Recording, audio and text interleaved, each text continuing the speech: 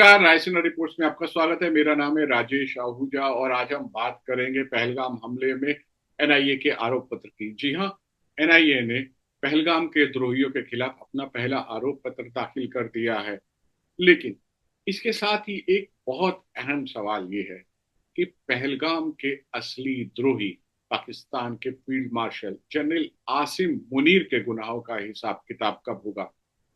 हिंदुस्तान के रणनीतिक हलकों में ये एक आम राय है कि पाकिस्तान के दो आसिम, फील्ड मार्शल आसिम मुनीर और आईएसआई चीफ आसिम मलिक की मंजूरी और जानकारी के बिना पहलगाम जैसा हमला नहीं हो सकता था। यहाँ ये भी याद रखना जरूरी है कि ये आसिम मुनीर की ऐसी कोई पहली हरकत नहीं थी। आप याद कीजिए कि पुलवामा हमले के वक्त जिसने भारत और पाकिस्तान के बीच एक जंग की नौबत ला दी थी, उस वक्त भी आईएसआई के चीफ आसिम मुनीर थे। इसका मतलब ये है कि आसिम मुनीर को ये मालूम था कि पहलगाम हमले का नतीजा क्या होगा और भारत शर्तिया तौर पर इसको रिटेलिएट करेगा, जो कि हुआ भी। पहलगाम हमले के कुछ ही दिनों बाद भारत ने बहावलपुर में जैश ए मोहम्मद के हेडक्वार्टर और मुरीद के में लश्कर ए तैयबा के हेडक्वार्टर पर हमला किया। इसके अलावा और बहुत सारे टेरर के ठिकानों पर हमला किया गया। आसिम मुनीर की ये गणना थी, ऐसा माना जाता है कि भारत रिटेलिएट करेगा।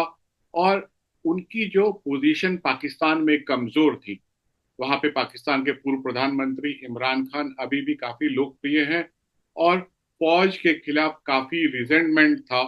आसिम मुनीर जानते थे कि भारत जब हमला करेगा तो उनकी पोजीशन मजबूत हो सकती है, ऐसा रणनीतिक जानकारों का मानना है। और ऐसा हुआ भी। पाकिस्तान की फौज की जो नाव डगमगाती हुई नजर आ रही थी, वो स्टेडी होने लगी। भारत ने जब पहलगाम के हमले के रिटेलिएटरी स्ट्राइक्स किए तो उसके 2 दिन बाद ही पाकिस्तानी सुप्रीम कोर्ट का एक अहम फैसला आया। मुद्दा यह था कि क्या पाकिस्तानी सिविलियंस को मिलिट्री कोर्ट में ट्राई किया जा सकता है। सुप्रीम कोर्ट का फैसला उस वक्त तक लंबित था। उसके बाद सुप्रीम कोर्ट ने 5-2 के, यानी कि 5 जजेस ने हक में फैसला दिया, 2 खिलाफ थे। उन्होंने फैसला दिया कि जी हाँ, जो सिविलियंस हैं उनको मिलिट्री कोर्ट में उनके खिलाफ मुकदमा चलाया जा सकता है। पाकिस्तानी सुप्रीम कोर्ट से पहला तोहफा मिलने के बाद दूसरा तोहफा आसिम मुनीर को मिला पाकिस्तान की शहबाज शरीफ सरकार से। कठपुतली सरकार है। इस कठपुतली सरकार ने आसिम मुनीर को प्रमोशन देकर फील्ड मार्शल बना दिया, यानी कि अब उनकी नौकरी की मियाद खत्म हो गई। यानी कि फील्ड मार्शल आजीवन अपने पद पर रह सकते हैं और इस वजह से पाकिस्तान में आसिम मुनीर की पोजीशन और मजबूत हो गई। अगर आसिम मुनीर पर पाकिस्तान में तोहफों की बौछार हो रही थी तो विदेश में भी इसकी कोई कमी नहीं रही। पहलगाम और उसके रिटेलिएटरी स्ट्राइक के बाद आसिम मुनीर 2 दफा अमेरिका के राष्ट्रपति डोनाल्ड ट्रंप से व्हाइट हाउस में मिल चुके हैं।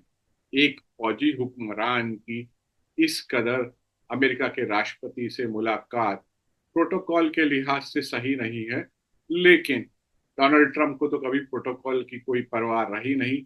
इसका नतीजा ये हुआ कि आसिम मुनीर की जबान और सरपट दौड़ने लगी।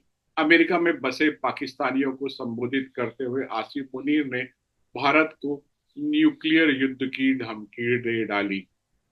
ये बहुत ही गंभीर मामला है। विदेश में जाकर, अमेरिका में जाकर न्यूक्लियर युद्ध की धमकी देना। और अब जो नई बात हमें सुनने में आ रही है कि अब पाकिस्तान की सरकार इमरान खान के खिलाफ फौजी अदालत में मुकदमा चलाने की कोशिश कर रही है। याद कीजिए पाकिस्तानी सुप्रीम कोर्ट का वो फैसला जिसमें ये कहा गया था कि अब पाकिस्तानी सिविलियंस पर फौजी अदालत में मुकदमा चलाया जा सकता है। और ये भी याद कीजिए कि ये फैसला भारत के रिटेलिएटरी स्ट्राइक्स के 2 दिन बाद आया था। अब इसी फैसले के सहारे पाकिस्तान के पूर्व प्रधानमंत्री इमरान खान पर फौजी अदालत में ऑफिशियल सीक्रेट्स एक्ट के तहत मुकदमा चलाने की तैयारी चल रही है। यानी कि पहलगाम और उसके बाद जो कुछ घटा, उसके लिए अगर कोई शख्स फायदे में रहा तो वो आसिम मुनीर थे। अब सवाल ये है कि आसिम मुनीर के गुनाहों का हिसाब किताब कब होगा। आज रायसीना रिपोर्ट्स में इतना ही, फिर मुलाकात होगी। धन्यवाद।